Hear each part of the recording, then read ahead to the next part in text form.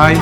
അപ്പോൾ നമ്മളിപ്പോൾ ഉള്ളത് കോഴിക്കോടാണ്. കോഴിക്കോട് ലാഡൻ സിറ്റി എന്ന് പറഞ്ഞ ഹെയർ ട്രാൻസ്പ്ലാന്റേഷൻ ചെയ്യുന്ന ക്ലിനിക്കിലുള്ളത്. അപ്പോൾ നമ്മൾ സുഹൃത്തിൻ്റെ ഇട അഞ്ചു നമ്മുടെ നാട്ടുകാർ കൂടിയാണ്. അപ്പോൾ നമുക്കെടുത്ത ഡോക്ടറോട് ഈ ഹെയർ ട്രാൻസ്പ്ലാന്റേഷൻ ചെയ്യുന്ന സമയത്തുള്ള പ്രശ്നങ്ങളും അതുപോലെ തന്നെ അതിൻ്റെ പരിഹാരങ്ങളും കാര്യങ്ങളൊക്കെ ഒന്ന് നേരിട്ട് തന്നെ ചോദിച്ച് മനസ്സിലാക്കാം.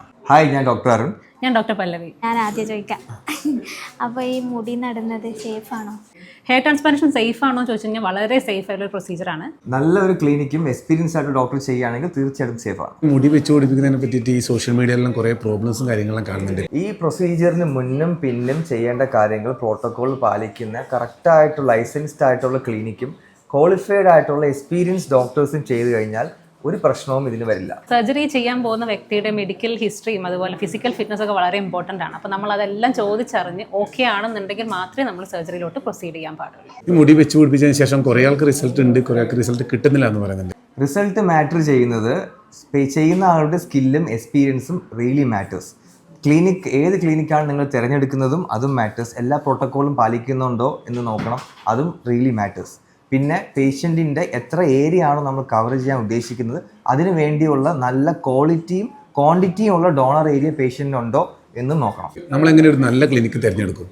നല്ലൊരു ക്ലിനിക്ക് എന്ന് പറഞ്ഞാൽ തീർച്ചയായിട്ടും ലൈസൻസ്ഡ് ആയിട്ടുള്ള ക്ലിനിക്ക് ആയിരിക്കണം. എല്ലാ സ്റ്റെറിലൈസേഷൻ പ്രോട്ടോക്കോളും പാലിക്കുന്ന ഒരു ക്ലിനിക്ക് ആയിരിക്കണം.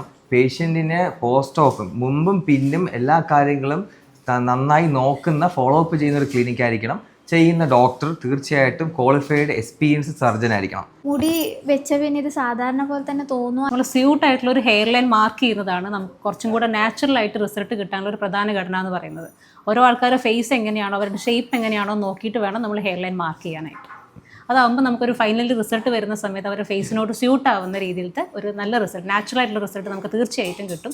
ഒരു കാരണവശാലും ഇത് മുടി വെച്ചതായിട്ട് നമുക്ക് തീരെ മനസ്സിലാവില്ല. എല്ലാ പ്രോട്ടോകോൾസും പാലിച്ച് നല്ല രീതിയിൽ നല്ല എക്സ്പീരിയൻസ്ഡ് സ്കിൽഡ് ആയിട്ടുള്ള ഡോക്ടേഴ്സ് ചെയ്യുന്ന ഒരു ക്ലിനിക്കാണ് ലാഡൻ സിറ്റി. എല്ലാവർക്കും ലാഡൻ സിറ്റിയിലേക്ക് സ്വാഗതം. ഇപ്പോൾ മുടിയുടെ കാര്യങ്ങളുമായിട്ട് ഒരുപാട് ക്ലിനിക്കുകളുണ്ട്. അപ്പോൾ നല്ലൊരു ക്ലിനിക്ക് നമ്മൾ തിരഞ്ഞെടുക്കാൻ വേണ്ടിയിട്ടുള്ള കാര്യങ്ങളും ഡോക്ടർ പറഞ്ഞിട്ടുണ്ട്. നല്ല രീതിയിൽ തന്നെ ക്ലിനിക്കുകൾ തിരഞ്ഞെടുത്ത് മുന്നോട്ട് പോട്ടെ. എല്ലാവിധ ആശംസകളും.